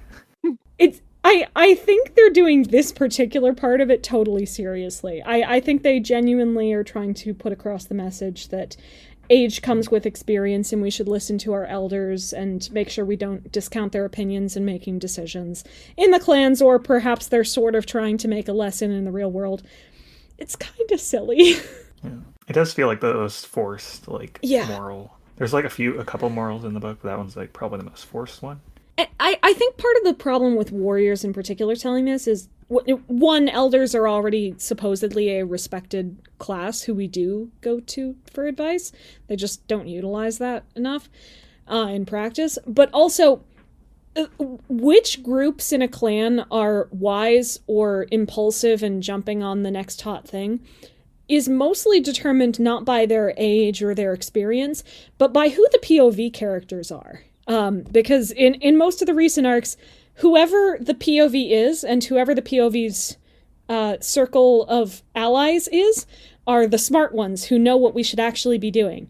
And whoever the other groups are going to be unilaterally stupid and falling easily into whatever the conflict is right now. If you go to last arc, Berryheart was older than the protagonist. Exactly. They weren't going to her for advice. No. There have been a lot of times where the elder characters have been the antagonists that we're supposed to fight against because it's the new blood who have the new good ideas. So, they say to Tawny Pelt, seek out the elders because they know best. But what if she accidentally talks to Thornclaw? What's going to happen then? Only good advice comes from Thornclaw. Thornclaw is a prime example of the wise eldership that you can aspire to become. Let's go on a wander! Everyone should wish to become Thornclaw when they are elders. That is the highest honor that you could bestow upon a warrior. Sonny, what if she talks to Scorchfur? Okay, that wouldn't be such a good idea. Don't talk to Scorchfur. Yeah, see, now we know where your line is drawn. Thornclaw's one contribution in this book is perhaps we'll go to Horse Place and ask those cats to let us join them. Yes, a very, very Thornclaw thing to say. Thornclaw decides we should go to the barn. Thornclaw famously... Let's do the thing you said. Thornclaw famously an extremely open cat to all outsiders and very willing to take perspectives of cats outside the clans, extremely. Okay, but maybe on his wander, he just kind of hung out with Smokey the entire time and drank beer on his porch. He would. Character development right there. I'm tired of all these patrols, man. I just think, maybe my wife only really likes me because we both trained in hell together. And, I say conservative things and she agrees with me. How deep is our relationship? I don't know, man. Retconned he was even in the Dark Forest to begin with? Because it was he wasn't, and then, Dovewing Silence came out, and they're like, yeah, he's evil too. See, the problem is that about 75% of all Omen of the Stars Dark Forest trainees were not ever shown as Omen of the Stars Dark Forest trainees. Yeah. Because they just forgot to write Thornclaw, any. It's not remotely just Thornclaw. Yeah, it's an entire generation. Yeah. Literally. Oops, we need to have a conflict between Dark Forest trainees and not Dark Forest trainees, but we didn't invent many Dark Forest trainees. Guess we'll do some more. So how do you guys feel about shipping? Oh boy. I don't even want to think about romance in this arc outside of Tawny Pelt and Crowfeather have not interacted this whole book. Just to be clear, they have not made any further strides in their relationship. However, a couple of times when the concepts of either romance or Crowfeather were explicitly brought up to Tawny Pelt, her heart fluttered and she said, wow, I feel sort of like I did when I was starting to feel that way about Rowanclaw. And then they have the sweetest darn discussion imaginable between Tawny Pelt and Squirrel Star. And it was all worth it, and I'm fully on board with Tawny Crow now. I'm sorry. It's okay, if they don't interact, as long as Tawny Pelt is actually having, reasonable thoughts and developments on her own about it. It's okay that Crowfeather has absolutely nothing to do with it, because it's not that kind of romance. We still have no clue what he feels about her. Yeah. Like this is in Tawny Pelt's head, and that's okay so far. Yeah. But like a lot of the time when we get romance and it comes up, it's always a very physical thing in Warrior Cats. It's always like, oh, I saw this cat again. Like we're spending so much time together, now we're in love. You know, it's very like oh, that pretty she cat kind of stuff, and it's not. It isn't realistic, but I do actually think that Tawny Pelt's feelings about Crowfeather are more realistic than we've seen in a lot of other books. Yeah. And also that it's funny. I don't know if I would... Oh, yeah, sorry, go ahead. Does Squirrel Star do anything other than talk to Tawny Pelt? No. She worries about Brambleclaw, and... She worries about Brambleclaw while talking to Tawny Pelt? She tries to extort information about Brambleclaw from Tawny Pelt, but, like, Moonpaw isn't about to have a whole lot of interactions with Squirrel Star as a person. So, you know, through talking to Tawny Pelt is really all Squirrel Star is going to be doing on the page anyway. Yeah. Just keep though. I do have a question. I like Tawny Crow as it is now. I like Tawny Pelt sort of working through her feelings of what it is to have a crush at this old age. And I don't mind that we haven't seen Crow's perspective. Oh, sorry. I don't mind that we haven't seen Crow's perspective at this point. But end of arc wise, do you think they're actually going to get together? Do you think Crow is going to not like her, or do you think we're just never going to speak about this and this is going to be a like internal Tawny development thing? Dude, I think either way it ends up going out, I'll accept it because I really want him to die, and I really like the way that their relationship has been written so far. So I think, and the fact that it's not even really a relationship, it's just mostly solely on Tawny Pelt's side. Yeah. I think that Cherith implied that this was her favorite romance of all time in an interview, so... Oh, gosh, well... Oh, no, Cherith, I managed please. to forget it. Please. It's a very unique type of relationship. It's not the silly young love. It's what does it mean when a person who has already been through multiple long-term relationships finds someone else that they might enjoy being with, that it's not the typical YA one soulmate forever portrayal, and I appreciate that.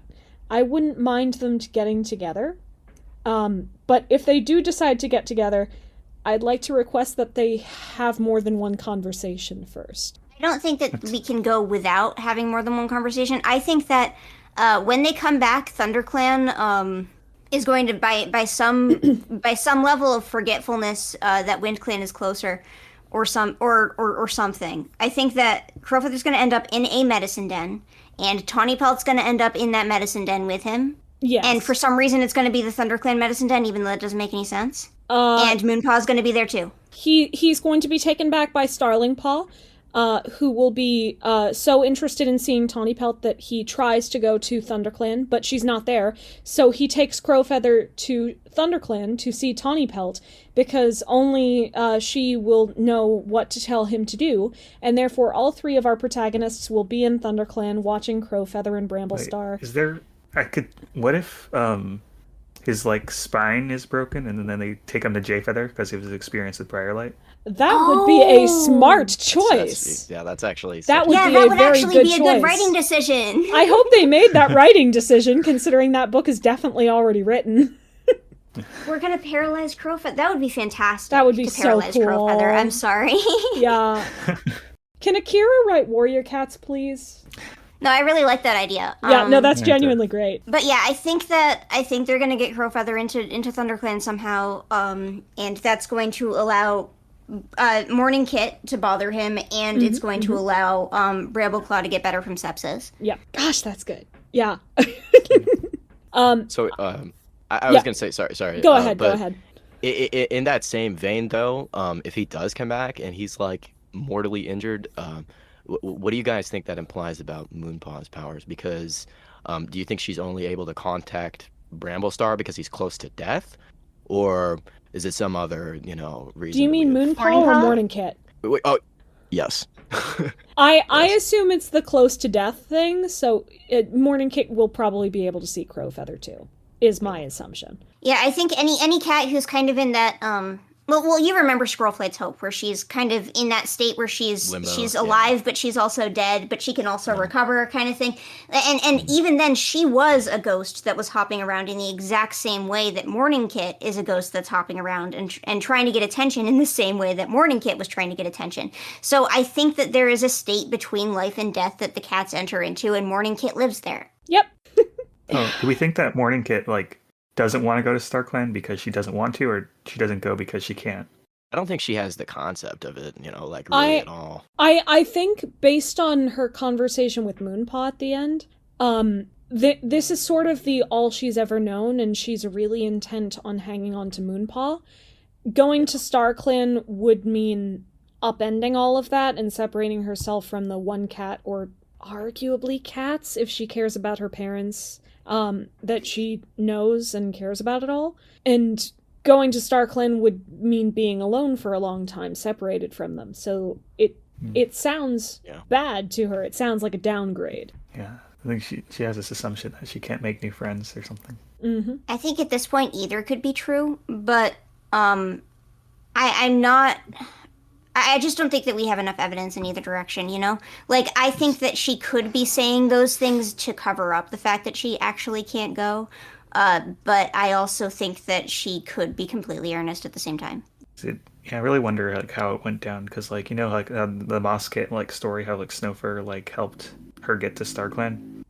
I don't think that that's canon anymore at this point. I wonder. Well, oh my god, dude, she reminded me. Bramblestar saw Brambleclaw said that he saw Snowtuft. Right. We can't gloss over this, right? He said he saw a Snowtuft in one of the dreams. So do you think she's I almost forgot.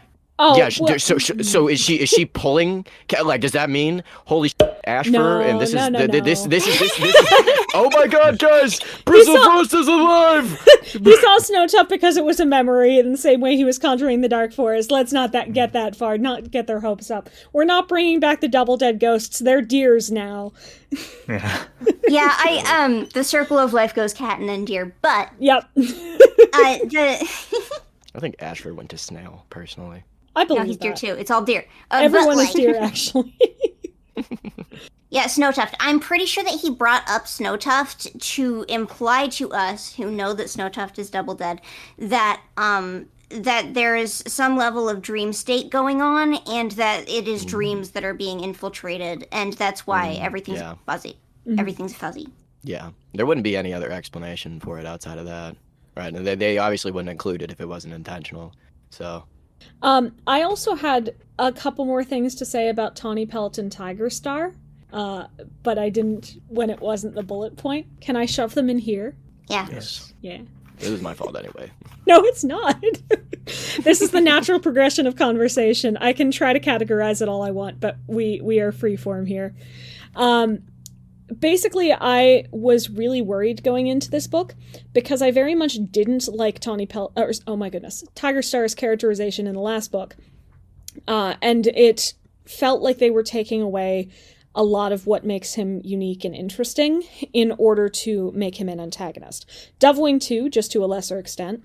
I appreciated, particularly with Dovewing in this book, how they actually gave an explanation to their behavior.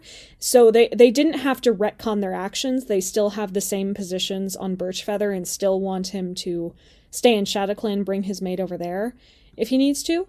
But their point was that they do have experience in this. Dovewing and Tigerheart did get together and did leave their clans for each other for a little bit and then join ShadowClan together. But it feels different in Birchfeather's case because they've never seen his mate before in their lives, and Birchfeather has probably only met her 3 times before choosing to join the clan. And I not only understand that as a logical reason why Dovewing would be worried or why Tiger Star would be more hesitant, but I actually agree with it. That's one of my main problems with the cross-clan romances right now in general, is there's really no way for cats to actually get to know each other before committing to one cat for the rest of their lives. So, yeah, I really genuinely appreciated that explanation, guys. Go. Very nice. Larissa did her research, man. I mean, there's a lot of small callbacks there that you just would not get without putting in the effort to actually recognizing the series as a full encompassing thing instead of just let's write the next book. Well, she's been on the story team since Dawn of the Clan. Since Dawn of the Clan. It's basically the entire she's showing team that period. She's like really committed to like her job. Yeah. Yes. She is doing a fantastic job. This was a beautifully written book. And I won't say the and because that's another bullet. Yeah, I do feel like they did a better job of like remembering the lore. Mm-hmm. Anyway, did anyone else have something to add about Tiger Star, Tawny Pelt, Dovewing, ThunderClan thing, or shall we move on? I'm glad they gave Dovewing a little bit more time to speak, but otherwise that's my whole feeling. Yeah, totally fair. My main idea in putting that on as bullet point was I want to talk about Birchfeather and how I don't actually think his relationship is that solid. I still don't know what Ridgeglow's personality is. Anyway, so how do we think the prophecies are going to go? How is this going to play out? I went back and there's Blue Star gave 6 prophecies, basically. I put down 3 of them, but it gets excessive. Okay, so yeah, the first one is a great peril is coming. The second one is end of an era approaches, that like you have there. Mm-hmm. The third one is Tawny Pelt must lead the clans out of the moonless night. Next one is Tawny Pelt need not be the leader, but a leader, which they repeat a couple times in this book. Yep. Then the Eldest Trees one, and then finally, do not lose your way even after the stars have faded away. And also beware a two-faced cat with a paw in each world. Oh yeah, that too. So there's 7. So many. There are 7 prophecies. Do you get the message yet, Tawny Pelt? You really Please rephrase. Actually, why don't you give the same dream to Brambleclaw? That sounds like a terrific idea. That'll be great. Yeah, just to really get the message across. Make him say the same thing you've already been saying this whole book. So yeah, they really front-loaded all the prophecies for this arc. The idea that any warrior cat at all could come back with prophecies this specific, let alone then have multiple cats coming back with prophecies this specific, and have anyone who believes in StarClan go, no, but that doesn't sound like a real prophecy. It sounds like StarClan is actually still separate and would only talk to medicine cats. You probably just had a completely normal cat dream. You probably just... I'm just saying, like, dude, Tiger Star said, like, me off. Tiger Star said, like, oh, it must be the effect of drugs that you took after you had you were literally poppy seeds would in no world make me come up with the phrase, lead the clans out of moonless darkness, beware the two-faced cat with a paw in each world. Always most creative right after I break my leg, personally. Oh, yeah. How many times have you broken your leg? Never. Ah, then you've never been creative. True. Oh, no. Anyway, I think it's fairly obvious at this point that the two-faced cat is Morning Kit. Yeah. Yeah. Yes, most definitely. It was obvious last book. It was obvious last book. We just didn't have a name for the kit. Lead the clans out of a moonless darkness. We assume leading them away from the lake that no longer has a moon connection via Moonpool. Yep. Yes. End of an era approaches, end of the lake territories, end of the reader's era. You do not have to be the leader to be a leader. Tawny Pelt's going to do the leading, just like she did in TNP. I think these are, frankly, some of the most straightforward prophecies we've had ever throughout the series. Did they spell them out and then they laid them down, like, straight up? The characters hit them on every note, so it was like there was no confusion whatsoever. Yeah. They spent so many... Like, they spent generations and generations in the last territory, and in this territory it's been like the people who left to come here are still alive and living here, and they're gonna leave. Yeah. And I'm not saying that I'm disappointed, because as a reader I love any excuse to change things up, but like from the perspective of this being like the ancestral homeland of the cats, right? Like the place that the tribe cats came from, the place that they all came from, and then having to leave this after that feels really, like, narratively feels bad. But from a reader's perspective, it's fine. There's a deeper ancestral homeland. Oh no! It turns out. I guess so. You're right. Literally. Now they gotta go and destroy, completely decimate the population of those wildcats.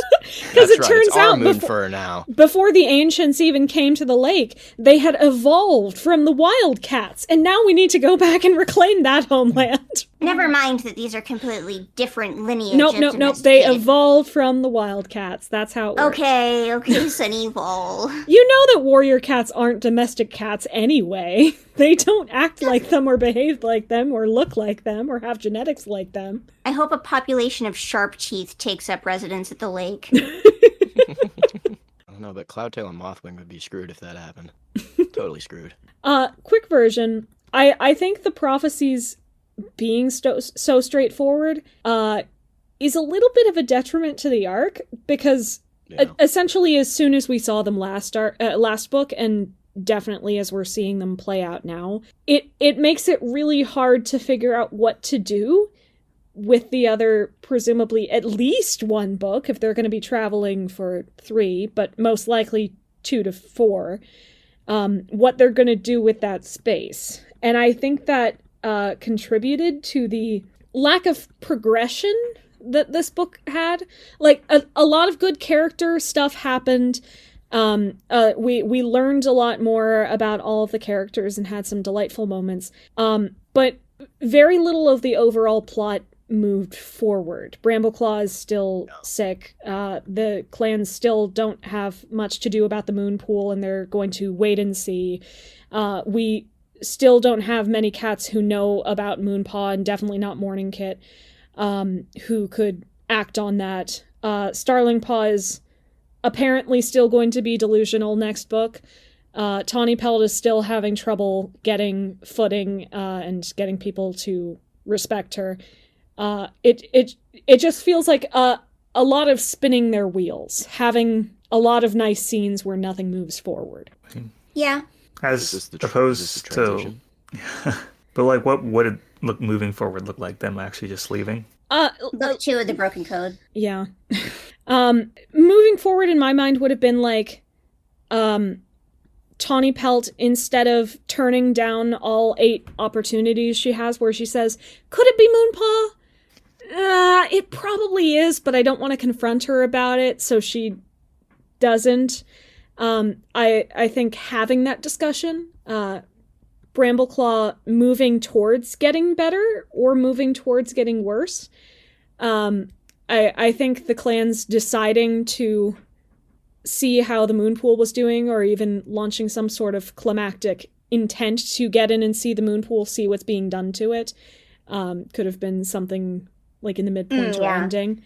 Where they see, like, definitively, oh no, the 2 legs are actually tearing it down or filling it with clay, something, to spur them into action rather than waiting another 2 moons.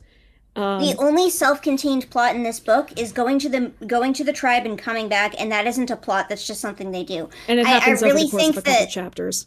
all they really needed to do to make this a really good Warrior Cats book was introduce some sort of self-contained conflict. Mm-hmm. And it does not have to be gosh darn foxes, because that barely feels like a conflict to begin with. But the conflict could have been them going to actually try and see what is in the moon pool, or them having some sort of like internal strife, political strife within the book for this duration.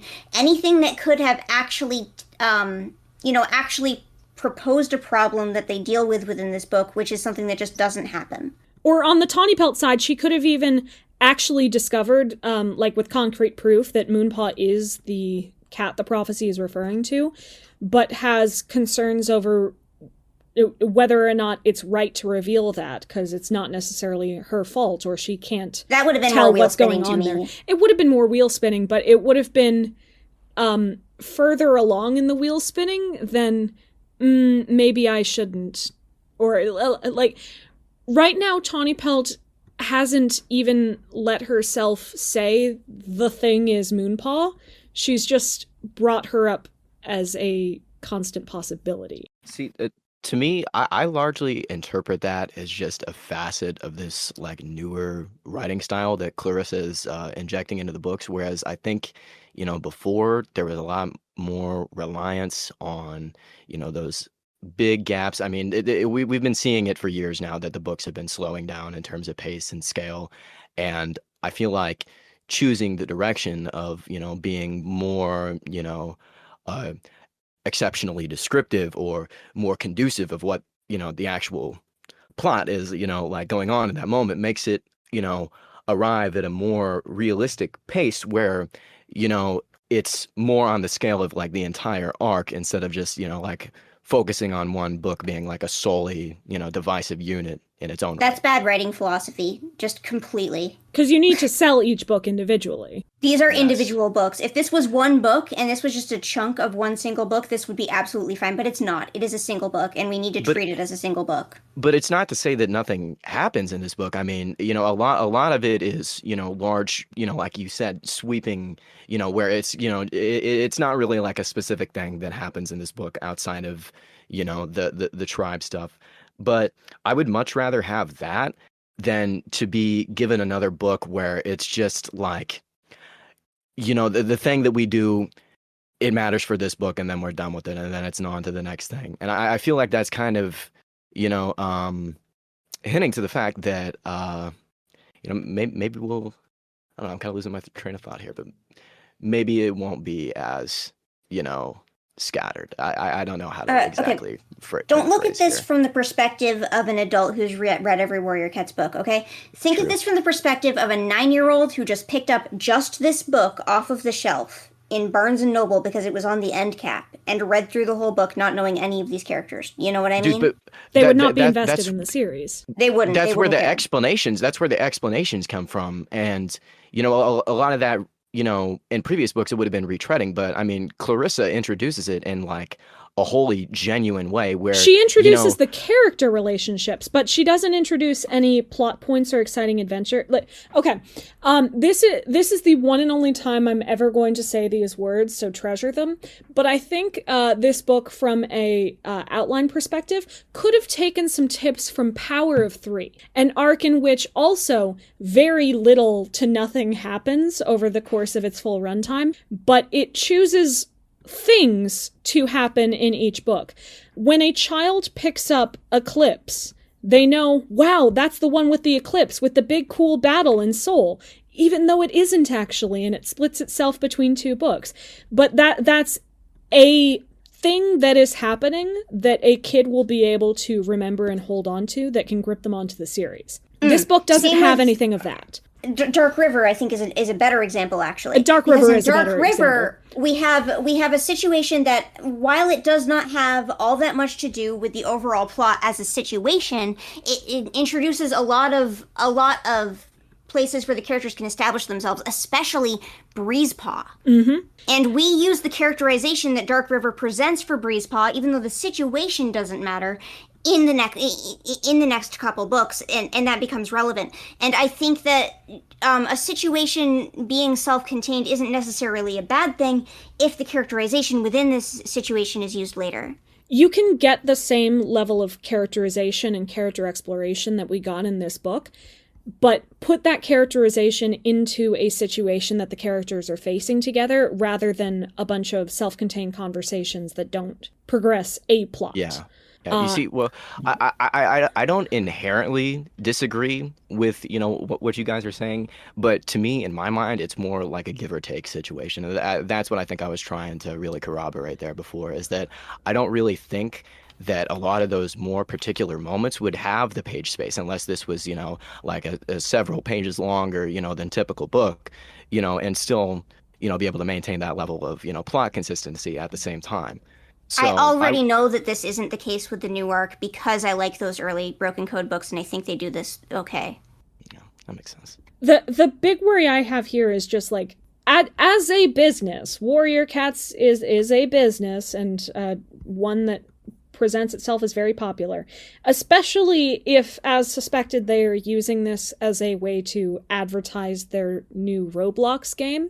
It's important that you get the kiddies invested in it. It intrigues us as adults to have nice character moments and to have writers who have done their research and calling back to the lore.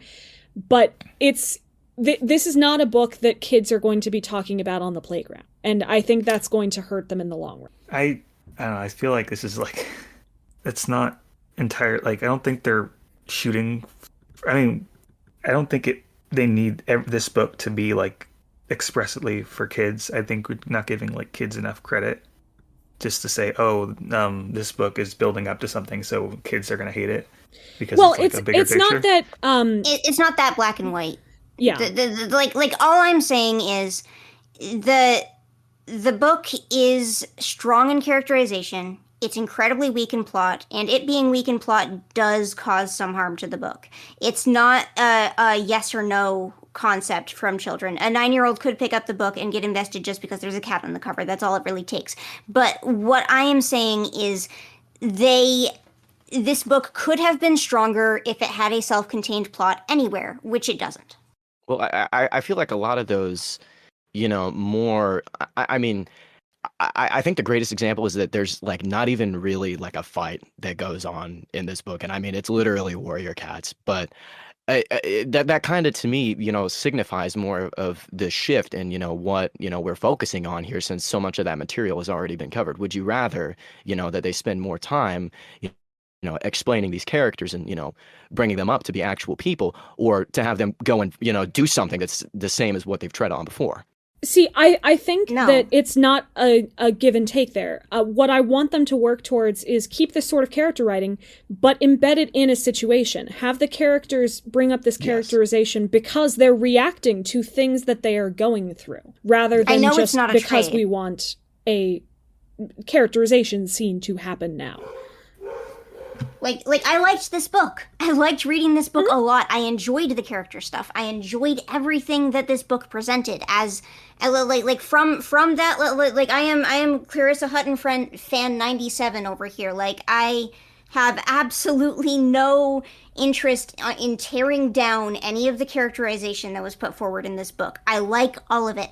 I just think that if they added a self-contained plot to this book, it would become one of my favorite Warrior Cats books. That's the difference. Like, I am not going to remember what happens in this book. In two books, I am not going to be able to tell you what happened in this book. So you do got a good point. The thing I would differentiate here is kids read a lot. We ask them to read a lot in school. Their parents ask them to read a lot out of school.